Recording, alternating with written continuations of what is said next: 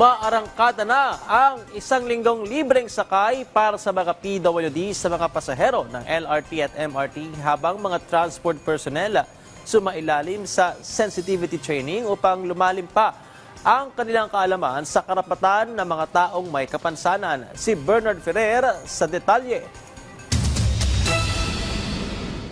Isa si Tatay Sergio sa mga buwan na manong nabigyan ng libreng sakay ng MRT para sa Persons with Disabilities o PWDs ngayong pagdiriwang ng National Disability Rights Week. Para kay Tatay Sergio, malaking bagay na kinikilala at binibigyang pansin ng pamahalaan ang kapakanan ng mga PWD sa bansa.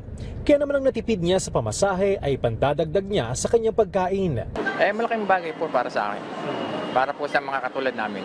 Imbis na mabayad lang sa nagiging pa sa amin para sa pansarili namin mga pangangailangan pa. Nagsimula ang libreng sakay ng alas 7 ng umaga at hanggang alas 9 ng umaga. Muling magkakaroon ng libreng sakay mamayang alas 5 ng hapon hanggang alas 7 ng gabi. Ang libreng sakay ay tatagal hanggang July 23. Ang inisyatibong ito ay alinsunod sa direktiba ni Pangulong Ferdinand R. Marcos Jr. na layuning mapagaan ang gastusin sa transportasyon at bigyang halaga ang mga mahalagang pagdiriwang sa bansa. Upang makakuha ng libreng sakay, kinakailangan lamang ipakita ng PWD ang kanilang ID sa service gate ng stasyon. Para naman sa mga PWD at senior citizen na babiyahe sa labas ng itinakdang oras, maaari pa rin silang makinabang sa 50% fare discount.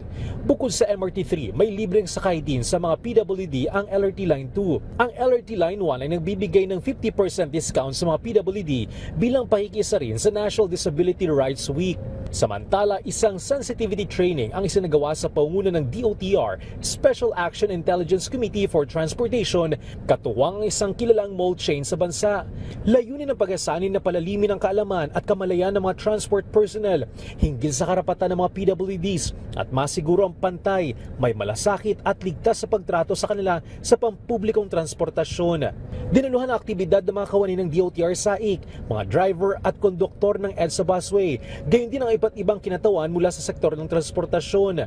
Mahalaga yung ganitong training kasi kailangan talaga ng public awareness. Kailangan din malaman natin na sa society napakadaming mga disabilities. No? And yung mga disabilities kung minsan yan ay hindi natin nakikita pero nagdudulot ng kung ano ng mga sitwasyon.